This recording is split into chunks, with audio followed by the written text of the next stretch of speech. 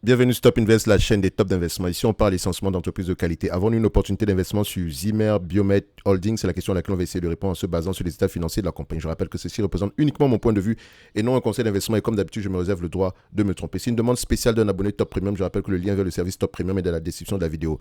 Maintenant, cette compagnie-ci mérite d'avoir une place dans n'importe quelle watchlist. Donc, premièrement deuxièmement, vous allez la mettre dans la watchlist. OK? Elle exerce ici dans le secteur médical, vendeur de matériel médical ici slash prothèse, si vous voulez, d'accord? Donc, je vous laisse aller lire ça, d'accord? Donc, ici, on a quoi? Croissance des revenus. Vous pouvez déjà voir ici qu'on a une croissance par acquisition. Vous devez toujours vous poser la question de savoir pourquoi est-ce que la croissance provient d'où. En termes de net income, qu'est-ce qu'on a présentement ici? On a quelque chose, voilà, c'est pas beau à voir quand on regarde les net income, mais comme je dis toujours ici, il faut toujours comparer avec les free cash flow et toujours poser les questions derrière, d'accord? Pourquoi est-ce qu'ils sont différents? Donc, vous voyez ici que les free cash flow sont un tout petit peu plus stables que ça.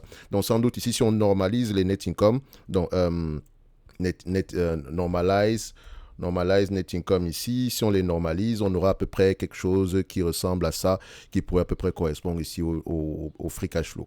OK? J'aime également aller voir ici les gross margin. D'accord? Donc, le gross margin ici pour voir à peu près est-ce que l'entreprise a un certain pricing power. Vous remarquez quoi ici?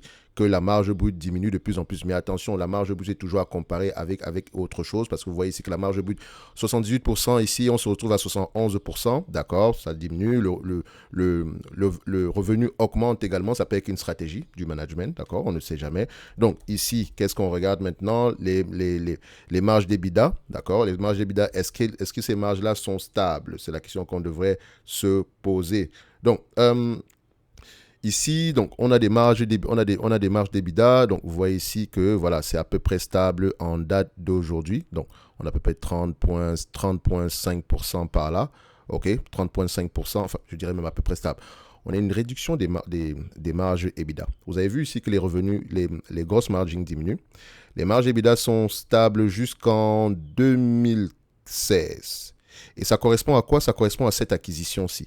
Donc, l'acquisition qu'on a effectuée à ce niveau, et je dis que c'est une acquisition parce que voilà, on ne monte pas en escalier comme ça. C'est pas une croissance normale ce que je vois ici. Ça, c'est une croissance à peu près normale. Et peut-être même ici, on pourrait se questionner si on n'a pas eu une acquisition quelque part. Donc, vous pouvez également regarder ça ici, cash acquisition. On regarde ici, on va regarder ça ici trimestriellement. Voilà, vous voyez qu'on a eu une grosse acquisition ici, de l'ordre de 8 milliards par là. OK? Donc, vous voyez qu'il y a un impact là. Et à partir de cette acquisition, les marges ont commencé à diminuer. Attention, parfois quand on fait l'acquisition d'une compagnie, si ce n'est pas aussi facile que vous le pensez, on ne prend pas juste on les fusionne et ça s'arrête là. Non, on doit également ajuster l'organigramme, faire des économies, augmenter les prix, peut-être repositionner certains produits, vendre certains segments d'activité, fermer certaines usines. Il y a beaucoup de choses derrière. Donc c'est pour ça que la croissance par acquisition est souvent une croissance qui n'est pas... Voilà, c'est jamais l'une des pires croissances à la fin de la journée, entre parenthèses. Parce que les entreprises auront tendance non seulement à surpayer, mais également faire l'acquisition d'une entreprise, c'est également faire l'acquisition d'une culture différente. Si les deux ne vont pas ensemble, ça ne va juste pas fonctionner. D'accord? C'est très important, c'est très délicat. C'est pour ça qu'il faut regarder ici l'historique même des acquisitions de cette compagnie-là, histoire de voir si elle a l'habitude de faire de bonnes acquisitions. Il y a une compagnie, par exemple, comme Constellation Software, OK, c'est CSU, Watchlist également, pas de discussion, Watchlist, ok? Donc, Constellation Software n'a qu'une croissance par acquisition. Mais le PDG de cette compagnie-ci également, il a toujours mentionné qu'il ne veut pas surpayer pour une quelconque entreprise. Donc, son marché est assez grand comme ça pour être assez patient. Et également, vous allez voir une entreprise comme Couche-Tard, Alimentation Couche-Tard, canadienne également, Watchlist également, ok? Donc, Alimentation Couche-Tard, c'est ATD, ok? La croissance par acquisition, il faut faire attention. Donc ici, les marges baissent. Ce qui veut dire que quand moi, je vais lire mes rapports financiers, je dois poser la question de savoir est-ce qu'on a un potentiel d'augmentation des marges. Très important. Ça ne veut pas dire que ce que je vois ici me déplaît, genre c'est une entreprise en décroissance. Non, pas du tout. Il faut toujours reprendre les choses, les remettre dans leur contexte. Il faut faire attention. OK? Donc, je ne dirais pas que j'aime ce que je vois ici. J'aurais préféré que les marges soient stables. D'accord? Mais on peut avoir fait l'acquisition d'un segment d'activité ici qui a une croissance plus élevée. D'accord? Mais avec des marges moins élevées. Ça peut être une stratégie. OK? Le constat est là. On sait exactement quel genre de questions on doit aller poser. Maintenant, au niveau de la dette nette, vous avez vu que c'est une entreprise qui fait des acquisitions ici. Au niveau de la dette nette, qu'est-ce qu'on obtient? La dette nette ici est de combien? On avait une dette nette ici aux alentours de 9 milliards. Là, on se retrouve à 5 milliards. Donc, la priorité, c'est le remboursement de la dette. Voilà.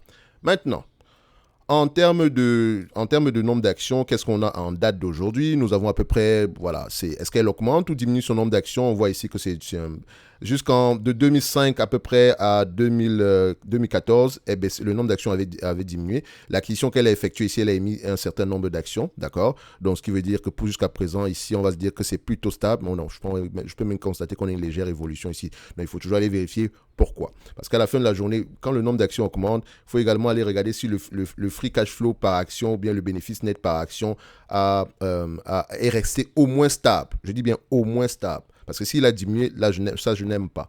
OK? Comme on peut le constater ici, voilà, on va se dire que ce bénéfice net par action, là, il est plutôt resté stable, si on est gentil, plutôt, parce que voilà, il y a une légère diminution quand même. OK? Mais attention, il ne faut pas que tous ces éléments, si vous fassent peur, vous allez dire, oui, mais tu avais dit que Zimmer Biomet, c'est une belle entreprise, mais pourquoi tout baisse, machin? Non, non, non, non. Remettez les choses dans leur contexte. D'accord?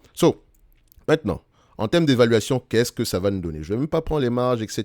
Je vais aller regarder le consensus des analystes. Ici, c'est un business qui est à peu près généralement prévisible. OK?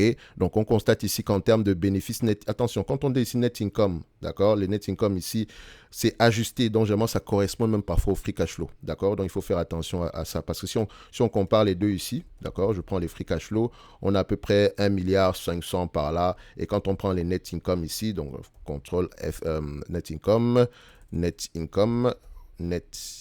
income, on a à peu près quelque chose ici aux alentours, voilà, 1 milliard, aux alentours ici de 1,7 milliard par là.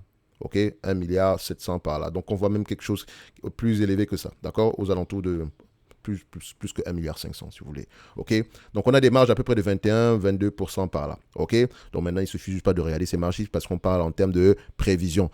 En 2023, décembre 2023, le management s'attend, enfin, les analystes s'attendent à 1,569 milliard en termes de revenus. OK? Ça correspond à quoi? 1,569 divisé par la capitalisation boursière actuelle, à peu près aux alentours de 29 milliards 750, ok, ça donne ici au total aux alentours de 5,27%. D'accord?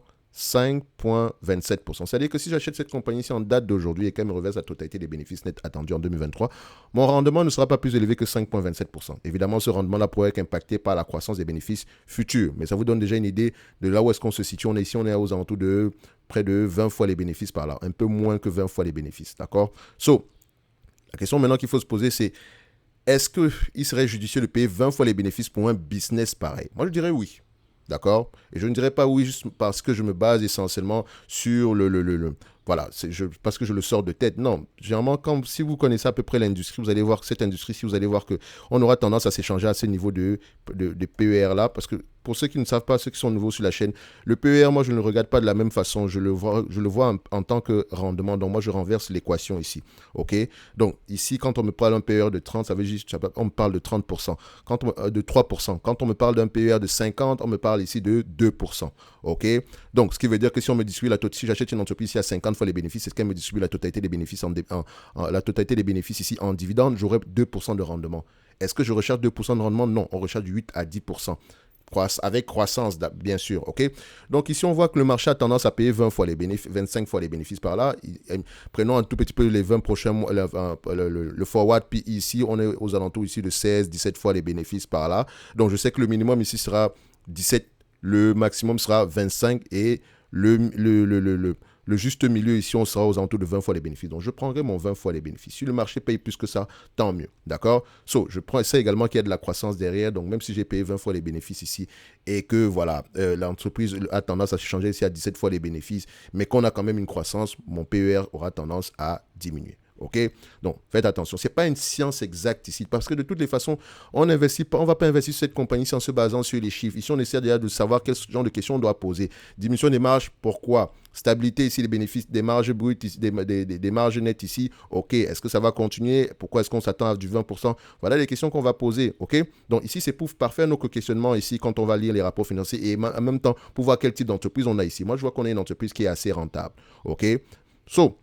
Maintenant, en termes d'évaluation, si on est à peu près, voilà, si on est optimiste, Ok, je dis bien optimiste. Et moi, je vois mon optimisme, je ne le pousse pas au-delà, généralement, de 2025, pas plus que, voilà, 2023 n'est pas terminé, 2024 n'est même pas encore arrivé, 2025 est un tout petit peu très loin. Donc, je ne pars pas plus loin que 2025. Donc, ceux qui font des prévisions sur 10, 20, 30 ans, je ne sais pas comment on fait. Donc, ici, on s'attend en bénéfice net ici, on s'attend du 1,8 milliard.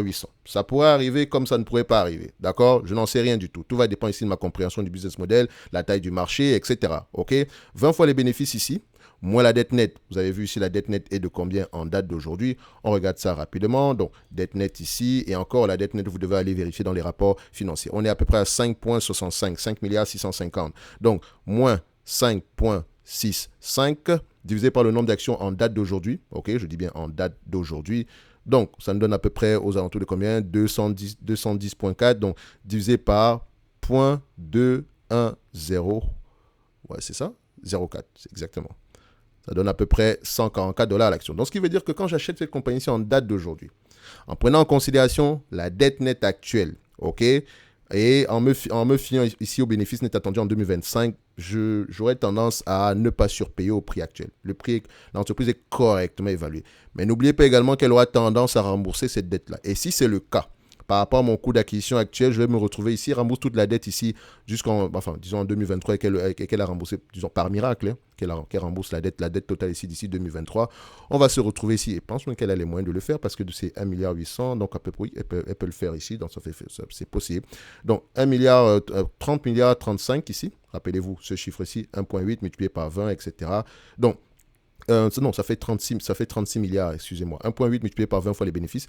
Donc 1,8 ici, 1,8 milliard attendu en 2025. Je sais qu'il faut l'actualiser, etc. Mais je les laisse comme ça. OK? Donc, c'est juste pour avoir l'image ici. 1,8 milliard, ça donne à peu près 36 milliards ici. Divisé par la capitalisation, le nombre d'actions actuelles d'à peu près 210,04. Ça donne quoi? Ça donne à peu près aux alentours de $111 à l'action. Donc, on sait que le max est à $111 à l'action à 20 fois les bénéfices en se basant sur les bénéfices nets de 2025. OK? Maintenant, à vous de voir. Est-ce que je suis d'accord de payer $142 ici aujourd'hui avec comme espérance $171 au maximum si on ne prend pas en considération la dette et si l'entreprise arrive à se négocier à 20 fois les bénéfices sur des bénéfices nets moyens ici de 1,8 milliard. À vous de voir. OK? Donc, ici, pour moi, tout ce que je sais, c'est que l'entreprise n'est pas surévaluée. Elle est correctement évaluée au prix actuel. Est-ce que personnellement, ça me plaît au prix actuel? J'aimerais une décote supplémentaire. Donc, je regarde autour de moi sur le marché. Est-ce que je peux trouver quelque chose de mieux que ça? Mais c'est une entreprise qui mérite une place dans la watchlist. Et quand c'est le cas, on clique ici. Boum, et je la mets dans la watchlist. Généralement ici, pour ceux qui sont abonnés au service Top Premium, vous allez voir dans les mois à venir, enfin dans les semaines à venir, quand vous allez, je vais vous partager ce lien-ci et vous allez souvent accéder aux notes. Prenons un exemple, DPZ, c'est une compagnie que j'ai mis dans la watchlist. On l'a déjà analysé également ici. OK? Donc, je prends ça. Si vous êtes sur si j'ai partagé ma watchlist avec vous, donc si vous avez reçu le courrier, etc., vous allez voir ça. Cette note-ci, et quand vous cliquez dessus, vous avez ceci. OK? Donc, vous avez la note d'analyse avec la date, etc. Donc, ça veut dire que si j'ai lu sur Domino Pizza, au lieu de vous envoyer un document, etc., je mets tout ça là. Et quand on arrive à peu près sur cette page-ci, d'accord? C'est quelque chose que je prévois faire.